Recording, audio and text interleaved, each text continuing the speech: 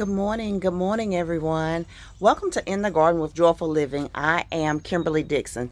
This morning, I am just going live on Facebook, and I'll share it to YouTube because I wanted to show you some things outside, and my Wi-Fi really doesn't work that well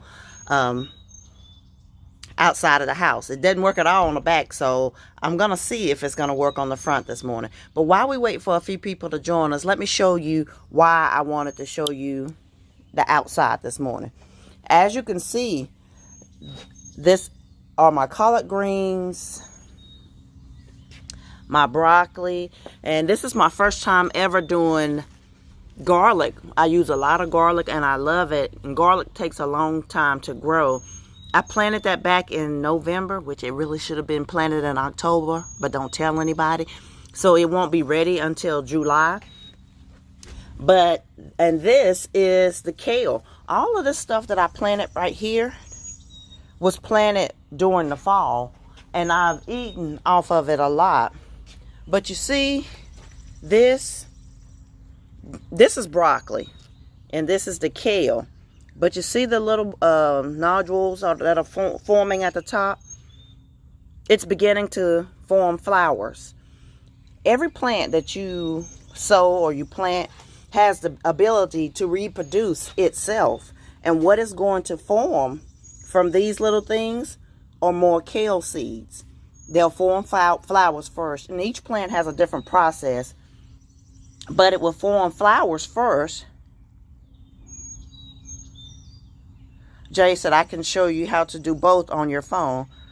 And I'm stealing that garlic. I will share some garlic with you, but you can't steal it. But please do. I need you to show me how to work this technology stuff, man. This is my yellow miniature rose that I am absolutely pleased about, because I've never had a miniature rose bush to live through the winter. Good morning, Tamika. And Jay, I forgot to say good morning to you, dear. Hey, Lori. Laura said, oh my goodness, absolutely beautiful. Yes, everything out here is looking gorgeous. These pansies that I planted back in the fall, pansies are fall and spring flowers, so it's doing absolutely beautiful. This is the arugula that I have eaten to death. And again, as you can see, it's about to form seeds. So that I'll gather the seeds from each plant and it will reproduce itself. Do y'all recognize that right there? That is my yellow bell pepper that I overwintered. Look at that thing.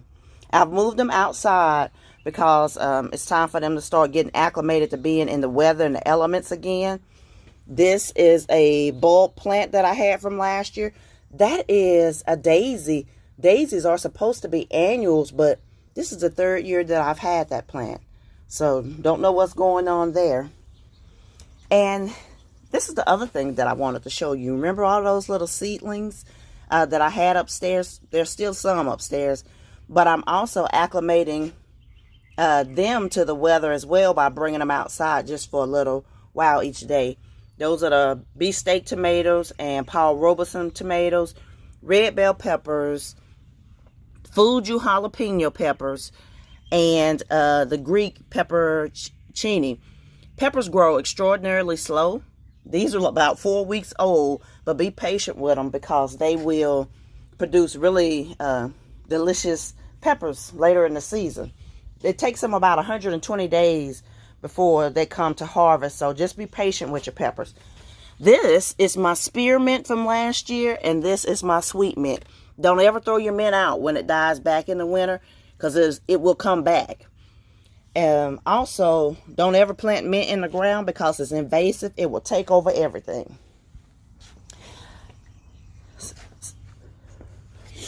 So we've got some people on with us this morning, so I want to go ahead and talk to you for a little bit. But before I get started, let me thank our sponsors, because y'all know I get to talking and forget everything. So the sponsors of In the Garden with Joyful Living include Love is a Parable, whose mission it is to share love and love education and random acts of kindness, as well as Blackology Coffee, both of who are watching this morning. And Blackology Coffee's mission is to teach you how to enjoy the pleasure of a delicious black a delicious cup of black coffee. And when I tell you it is delicious, it is absolutely fantastic. I'll post my affiliate link in the comments for those of you who want to enjoy a cup of Blackology coffee, as well as Carolyn Billups, Malcolm Dixon, and Valerie Dixon. Those are all sponsors and patrons of the garden. So guys, I really want to thank you. In April, our event is going to be phenomenally successful. The kids event, Giving from the Ground, Planting Seeds of Greatness, is scheduled for April the 24th. But it was so popular, the registration is closed on that. The sponsors of that event include, again, Love is a Parable, Blackology Coffee, Pedagogy Art, as well as Tech Spartans. So today, I'm going to talk to you briefly about giving. And the title of today's topic is Give and. When most people hear the word give, they think give and receive. But when we give, it shouldn't be with the expectation of what we're going to receive back. And giving is about so much more than getting something back. So I'm going to go over a few reasons why we should give. The first reason we should give is it fulfills a need. Everybody, good morning, Tuesday. Thank you for joining us, sweetie. Everybody needs something. So when we give, it fulfills a need, whether that's a need in our family, in our community, in our church. Everybody needs something. Your need may be needing clothing and food or housing. Somebody else may need a scholarship. They need funds to go to college, or we need funding for community projects and things.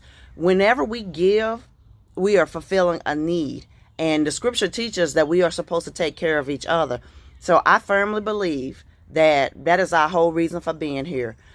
It isn't about our individual needs, but it's about us being here collectively to help each other along our journey.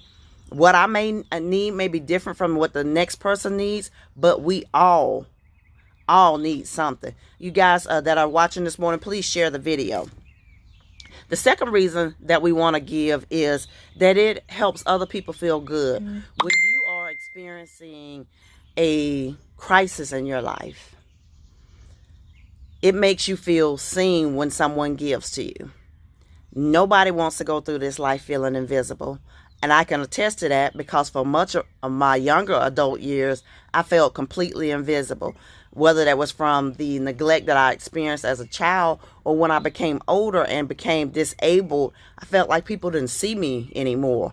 And that was hurtful, and it was a lonely place to be. Because I could be in a store wearing my leg brace and my cane, and I realized people didn't even look at me anymore.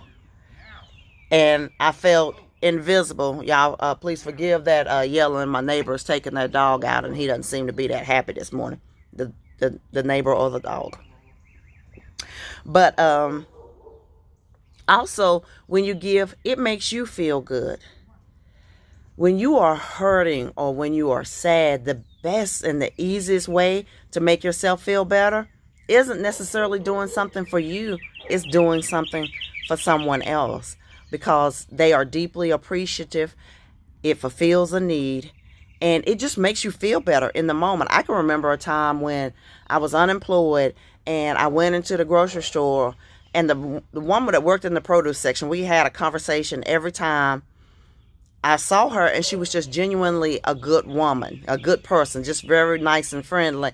And weeks prior, I had noticed I hadn't been seeing her, so I asked her coworker about her, and she had pneumonia. She was out of work, very sick.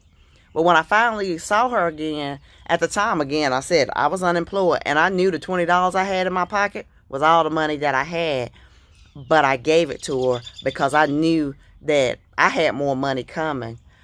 But I knew she needed it, because I had also been in that situation where you had been out of work, where you were sick. You have a job, but your bills are piling up, and so much. You got to pay for medicine. You're paying doctors. You're back at work, but the need exceeds what you can make. So I gave her the money that I had in my pocket. That woman cried in the middle of the grocery store. That $20 didn't mean that much to me, but it meant the world to her. And I left out of there that day feeling like I had made an impact on somebody's day, somebody's life, because that could have been her gas money to get home. Good morning, Tammy. I don't know. But so the first reason that we want to give is it fulfills a need. The second reason is it makes the person that you're giving to feel good. The third reason is it makes you feel good. It fulfills a need in you. But the fourth and the most important reason that we should give is because we are commanded to give. The Bible teaches us to take care of each other. And it says that of these three, hope, faith, and love, the greatest of these is love. Some translations translate love into charity.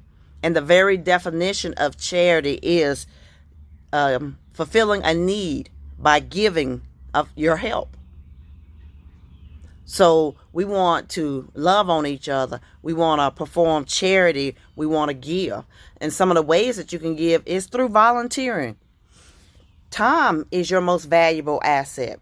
When you give of your time, that is immeasurable. The value of it is unbelievable, because your time is the one thing that you can give that you'll never get back. You can't make up time. It's like when people say they're going to make up some sleep. Honey, you can't make up sleep. When time is passed, it's gone. It's elapsed. But when you give your time, you are giving your most valuable asset. That's why we shouldn't waste our time.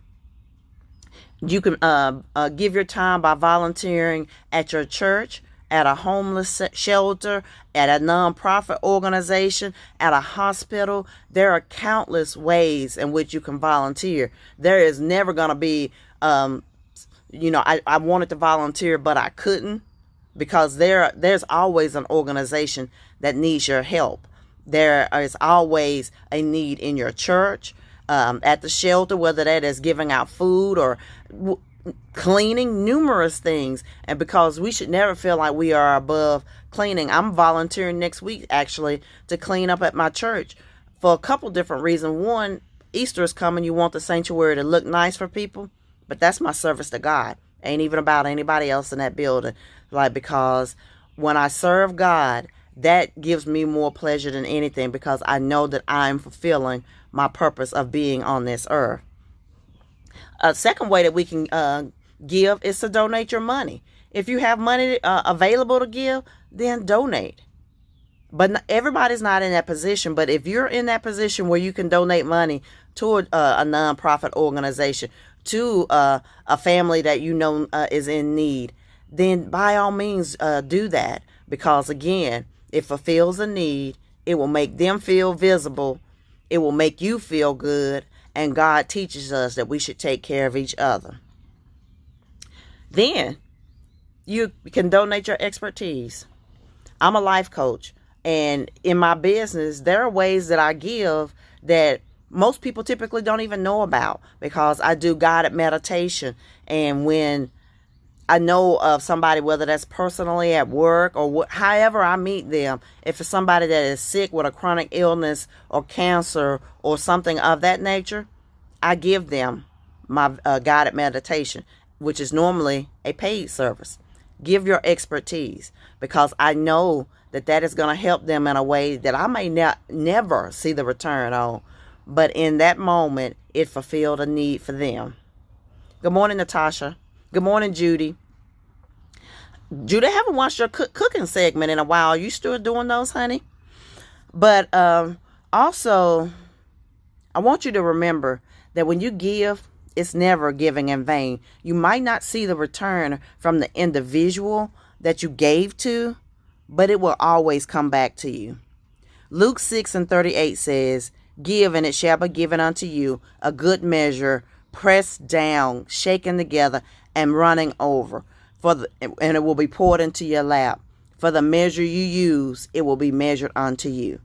And then Luke 6:45 says, and I'm paraphrasing this, "A good man out of good treasure of his heart brings forth that which is good. An evil man brings forth evil things. But out of the abundance of your heart, a man speaketh." That means that whatever is in your heart, whether it is good or whether it is evil, then your life will produce those things. So I want you to take the opportunity next week as we go into the Easter week, the 1st of April, to give in any way that you're capable of giving, whether that is volunteering somewhere, giving of your money, giving of your expertise. There are countless ways that we can give each other along the way, just to make our journey just a little bit easier. You cannot look at somebody on the street and know all the things that are going on in their life. There's always an opportunity for us to help each other. So guys, thank you for watching In the Garden with Joyful Living this morning. I am your host, Kimberly Dixon. Please share the video and help uplift somebody else this morning. Guys, I love you. I will talk to you soon. Bye-bye.